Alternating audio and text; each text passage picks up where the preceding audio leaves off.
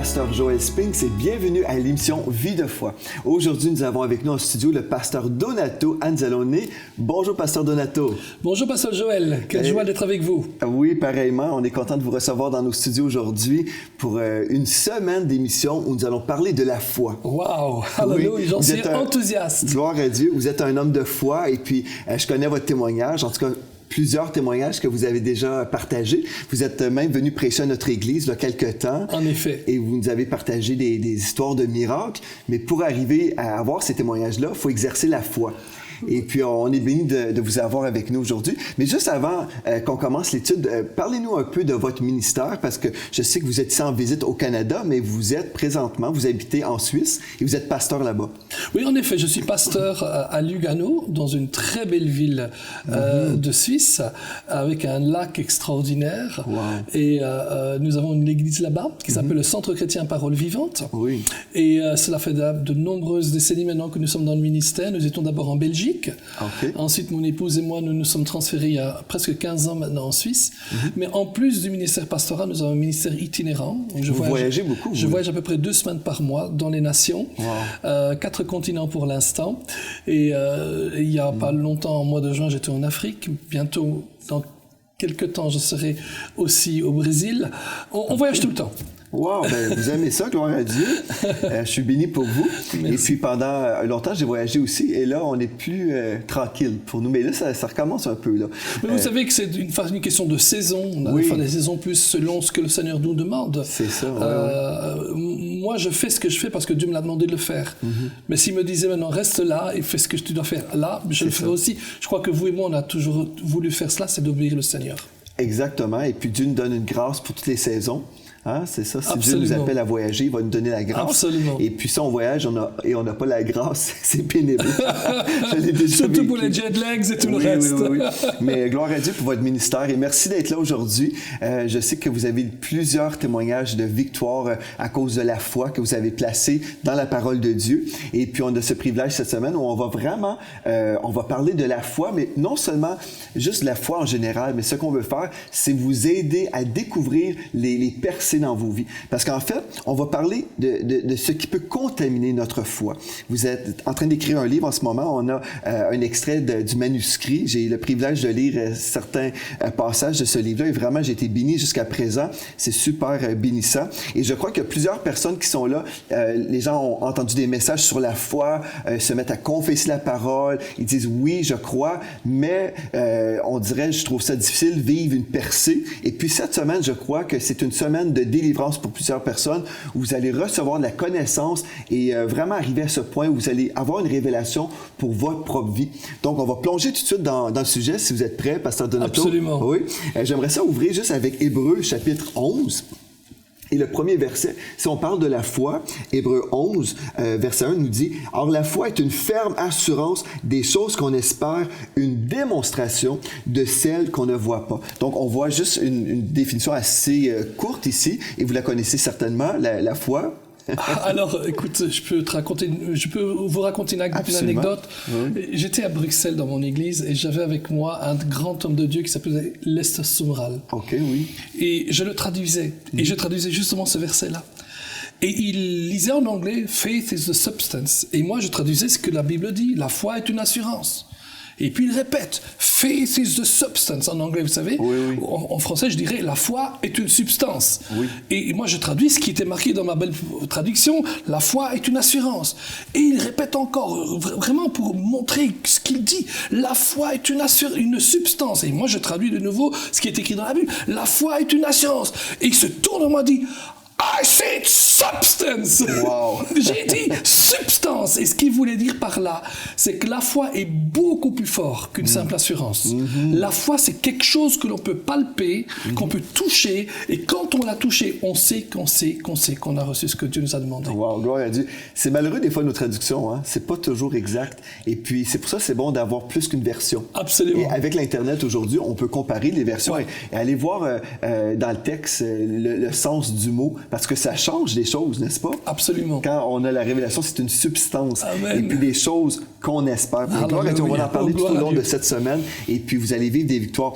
Mais aussi, il y a une autre chose que je voulais juste voir avant qu'on plonge vraiment dans le sujet. C'est dans Romains 12, verset 3.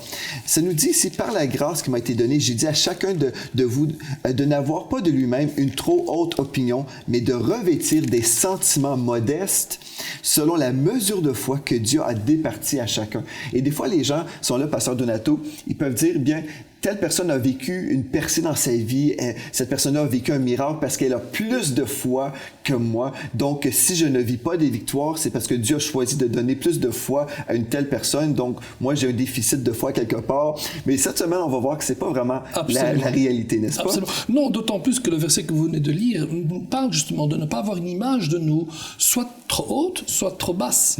En d'autres mots, la foi que nous avons reçue, c'est la foi qui est nécessaire pour accomplir le plan de Dieu pour notre vie maintenant. Gloire à Dieu. Amen. Amen. Et c'est vrai que cette foi grandira parce qu'il y a des saisons dans notre vie, on va de phase en phase, de ministère en ministère, ou de vie de tous les jours en vie de tous les jours, et cette foi va devoir grandir, et ça on est tout à fait d'accord. Mais on a tous reçu la foi qui était nécessaire. Absolument. Donc nous avons tous une mesure de foi, mais là on est responsable devant Dieu, où on va prendre soin de cette foi-là. On a des choses à faire, n'est-ce pas? C'est pas simplement Dieu qui nous donne cette mesure de foi-là, mais on peut s'entraîner comme on peut aller dans un gymnase faire du sport. On peut s'entraîner spirituellement. Et la foi vient de ce qu'on entend, et ce qu'on entend vient de la parole de Christ. Donc, on peut choisir d'écouter la parole de Dieu ou écouter la télévision, écouter les choses de ce monde. Absolument. Et quand on écoute l'actualité, ça ne bâtit pas notre foi nécessairement. Non. Donc, on a une responsabilité, une part à jouer. Mais j'aimerais ça vous inviter maintenant à nous partager un petit peu les choses que Dieu a déposées sur votre cœur concernant les choses qui peuvent contaminer cette foi que Dieu nous a donnée. Alors, c'est quelque chose qui est entré dans ma vie pendant que je travaillais et j'étudiais beaucoup sur la foi. Et notamment sur des phrases telles que Jésus qui parle et qui voit le centurion lui dire « Ne rentre pas chez moi, mais dis un mot et mon serviteur sera guéri. » Et puis Jésus se retourne et dit oh, « J'ai jamais vu une foi aussi grande parmi les enfants d'Israël. » Et c'est étonnant cela. Comment un homme dit à Jésus « Ne rentre pas chez moi » et Jésus dit « Il a une grande foi. » Par contre, je vois Pierre marcher sur l'eau, il marche sur l'eau, puis il voit le vent, il a un petit peu peur, etc. et tout, il s'enfonce dans l'eau, il coule, il appelle à l'aide à Jésus, il a eu du bon sens bien sûr, et Jésus le prend et dit « Homme de peu de foi ». Et je me suis dit « Attends, il y a quelque chose qui ne va pas, en tout cas selon notre raisonnement personnel. Normalement, pour moi, quelqu'un qui marche sur l'eau a plus de foi que quelqu'un qui dit « Ne rentre pas dans ma maison ». Mais on voit ensemble qu'en fait, Jésus n'est pas tellement en train de parler de la grandeur de la foi, bien plutôt de la pureté de la foi. C'est un petit peu, si je disais maintenant, regarde, pasteur Joël, je vais vous demander de vous mettre sur la chaise, debout, et ensuite de vous jeter à terre et je vous rattrape. Vous allez avoir confiance que je vais vous rattraper. Mais si je dis la même chose, je dis cette fois-ci, vous vous mettez au premier étage de la maison. Vous vous jetez, je vous rattraperai. Et vous allez dire, ah non, c'est pas possible. Pourquoi? Parce que vous me connaissez et vous savez que je n'ai pas la force de le faire. Dans notre pureté de foi, nous connaissons Dieu. Et au plus on connaît Dieu, au plus on va se débarrasser de ces contaminateurs de la foi qui nous empêchent d'avoir cette foi qui transporte les montagnes et qui nous permettent d'obtenir les promesses qui sont quand même oui et amen en Christ. Amen, oui, c'est ça. Parce qu'on peut lire la parole de Dieu et voir que Dieu a une provision pour notre propre vie. Comme l'apôtre Paul a dit, les promesses de Dieu sont pour moi oui et amen. Donc on peut dire oui, c'est écrit. Par exemple, si quelqu'un éprouve des attaques dans leur corps, quelqu'un qui vit une maladie, et la personne peut croire le rapport de Dieu qui dit par ses meurtrissures j'ai été guéri, ou il guérit toutes mes maladies selon le psaume 103. Mais pourtant, il y a des gens qui croient, qui disent qu'ils croient, mais pourtant ils vivent encore des épreuves en ce moment. Et il y a aussi la dimension de la persévérance de la foi, ces choses-là qu'on peut aborder cette semaine. Mais quelqu'un qui dirait aujourd'hui, qui serait là à la maison, qui dirait « Je crois à la parole de Dieu, je crois dans les promesses de Dieu, mais j'ai du mal à recevoir. Qu'est-ce que je dois comprendre aujourd'hui pour purifier cette foi-là? » Mais je crois que d'abord, il faut bien s'assurer qu'il y a une différence entre une foi qui vient du cœur et une foi qui vient de l'intellect. Par exemple, il y a cet homme dont le fils est lunatique. Il demande aux disciples de chasser le démon qui l'harcèle. Et les disciples n'arrivent pas. Et donc, cet homme vient vers Jésus et il dit, il explique la situation, Jésus dit, crois seulement. Et il dit, je crois, viens au secours de mon incrédulité. Comment peut-on à la fois croire et être incrédule? Et si on comprend bien la vie de la foi, on se rend compte qu'il y a une foi qui vient de l'intellect et une foi qui vient du cœur. Par exemple, il est impossible de croire avec l'intellect et de douter avec le cœur et d'obtenir les choses de Dieu. Par contre, on peut croire dans le cœur, même s'il y a encore des doutes dans l'intellect. Parce que la foi ne vient pas de la tête, elle ne vient pas de notre intellect, elle vient de notre cœur. Et il y a des fois, les gens, je crois, ils s'imaginent parce que dans leur tête, ils raisonnent, ou il y a des pensées qui arrivent. Hein? Des fois, ils s'imaginent, je ne suis pas dans la foi parce que j'ai des pensées contraires à la foi. Mais comme vous venez de dire, la foi vient du cœur et non de la tête. Absolument. Et c'est pour ça que cet homme a demandé de l'aide. Il dit, bien sûr que je crois, mais viens au secours de mon incrédulité. Peut-être que dans le cas de cet homme-là, il croyait dans son intellect, mais pas vraiment dans son cœur. Parce que s'il avait cru dans son cœur, il aurait pu chasser le démon lui-même. Oui, absolument.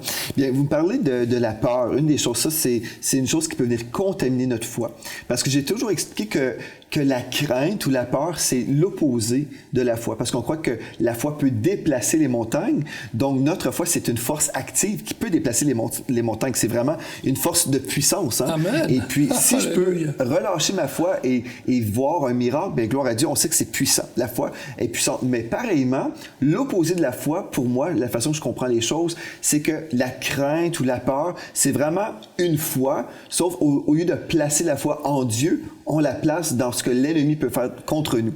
Et puis finalement, c'est une force spirituelle aussi, mais qui est exercée dans la malédiction au lieu d'être relâchée vers la bénédiction. Et vous, qu'est-ce que vous en pensez? Mais vous avez tout à fait raison. On voit dans la parole de Dieu que croire, la foi, c'est croire en Dieu. Oui. Croire ce qu'il fait. La peur, c'est croire aussi. C'est exactement vrai. L'opposé de la foi, c'est pas l'incrédulité. Parce que l'incrédulité ne croira pas du tout. Mais le vrai opposé de la foi, pour nous qui marchons dans la foi et qui marchons avec le Seigneur, c'est la peur. Parce que comme la foi croit, la peur croit quelque chose. La différence, c'est que la foi va croire la parole de Dieu, alors que la peur va croire toutes les choses que l'ennemi inculque ou murmure à notre tête ou dans nos oreilles sur ces choses-là. Par exemple, quelqu'un reçoit une facture, et il se dit... autant d'argent, il dit jamais je pourrais y arriver. Et petit à petit, il commence à avoir peur. Je dis mais comment on va faire si je ne la paye pas à la fin du mois? Ça ne va pas fonctionner. Et s'il commence à croire ce que l'ennemi lui dit, automatiquement, cette peur devient une foi dans ce que l'ennemi dit. Oui. Et pour nous, on doit vraiment se réaliser, on devrait arriver en tant que chrétien à ce que croire est tellement vrai et automatique que ce serait inimaginable que ce que la Bible nous dit ne se réaliserait pas. La Bible, elle est la vérité, et la vérité prévaudra toujours. Amen. Et si on veut croire, par exemple, vous parlez de cette personne-là qui dirait bien, je viens de recevoir une facture, vraiment ça me dépasse, je ne sais pas comment je vais arriver à payer cette facture-là, et la personne médite sur les possibilités terribles, les choses qui pourraient arriver.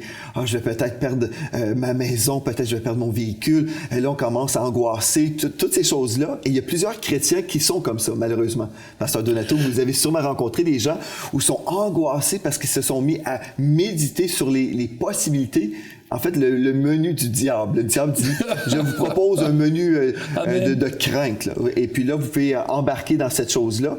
Et puis, la personne se met à couler finalement dans le désespoir parce que la personne a refusé de placer sa foi en Dieu, mais elle place sa foi ou sa crainte, sa peur dans le message de l'ennemi.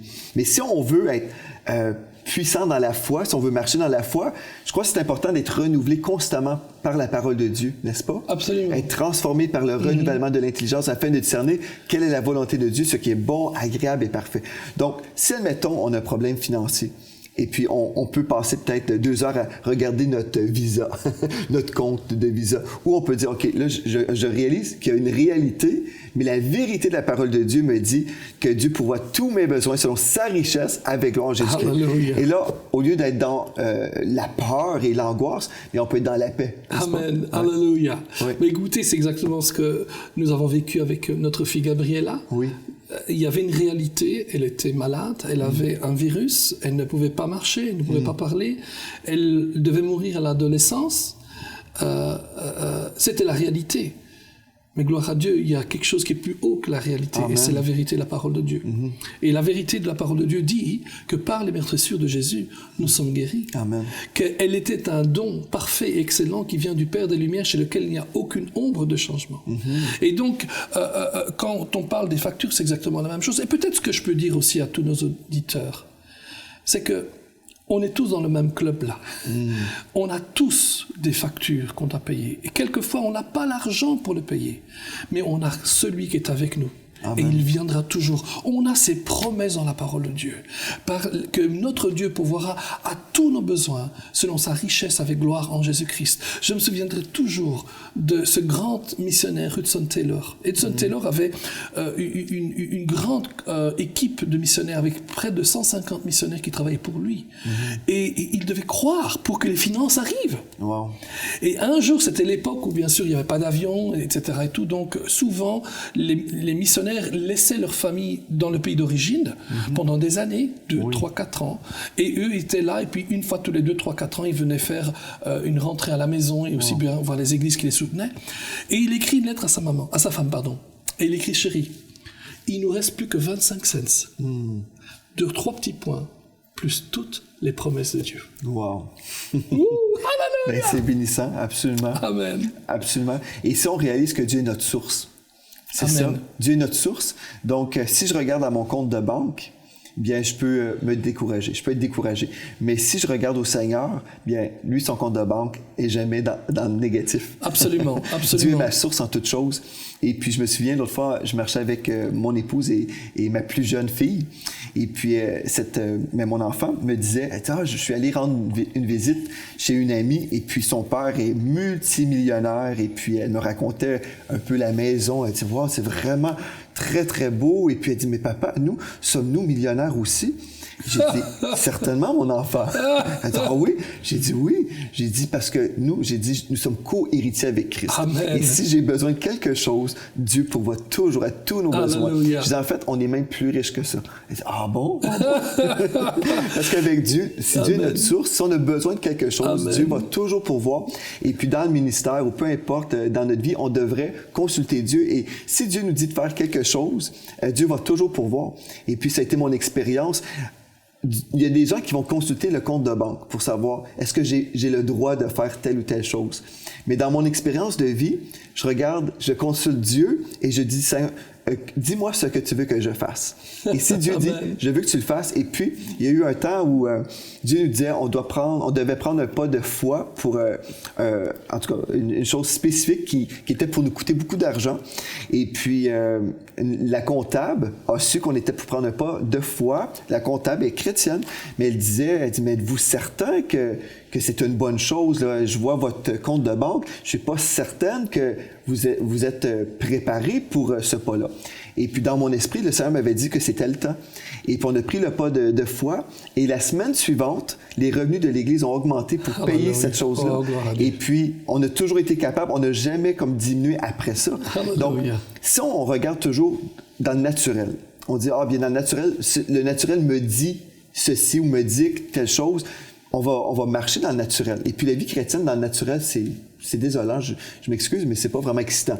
Mais si on écoute ce que Dieu nous dit et on répond à son appel, Dieu prend toujours soin. En fait, je vous rejoins là, parce que je voulais ajouter ça pendant que vous parliez il y a quelques minutes, sur le compte en banque. Mais même si on a beaucoup dans le compte en banque, aussi, oui, on ne doit pas vivre avec ce qu'on a. On doit vivre par la foi. Oui. C'est ça, des fois, qui est dangereux, c'est quand on a trop, et qu'après, on se dit « je n'ai pas besoin d'exercer ma foi ». La foi, elle s'exerce tous les jours. Et si on arrive seulement à se dire « Waouh, gloire à Dieu pour ce qu'il y a dans mon compte en banque, c'est formidable, mais je ne vais pas payer ma facture en disant « De toute façon, j'ai l'argent ». Je paye ma facture en disant, Seigneur, si je peux le faire, c'est parce que tu pourvois tous les jours à moi. Amen. Alléluia. Et réaliser que Dieu est notre source en toutes choses. Exactement. Et rappelez-vous, Paul, il dit, j'ai appris à être content quand j'ai beaucoup, quand j'ai rien. Quand on a beaucoup, c'est facile d'être content. Oui. Mais quand on n'a rien, c'est là que c'est un peu plus difficile d'être content. Mais ce que Paul était en train de dire, même quand j'ai beaucoup, j'ai appris à tenir et à compter sur le Seigneur. Amen. Et d'être reconnaissant toutes choses. Oh, hallelujah. Si on peut être reconnaissant, même si on ne peut, mais on est reconnaissant envers le Seigneur. On dit merci Seigneur Dieu pour ce morceau de pain. Alléluia. Merci Seigneur Dieu parce que je vais manger aujourd'hui. Amen. Et puis si on est reconnaissant dans les petites choses, Dieu va nous donner encore plus de raisons finalement pour le louer et le remercier. Absolument. Mais si on revient à la peur, on peut parler que la peur peut contaminer notre foi. Mais expliquez-moi un peu comment vous voyez ça, là, la peur, comment la peur peut venir contaminer la foi d'un croyant. Alors tout d'abord, la Bible compare la foi avec l'or. Vous vous rappelez, elle parle de la foi qui est éprouvée comme éprouver l'or.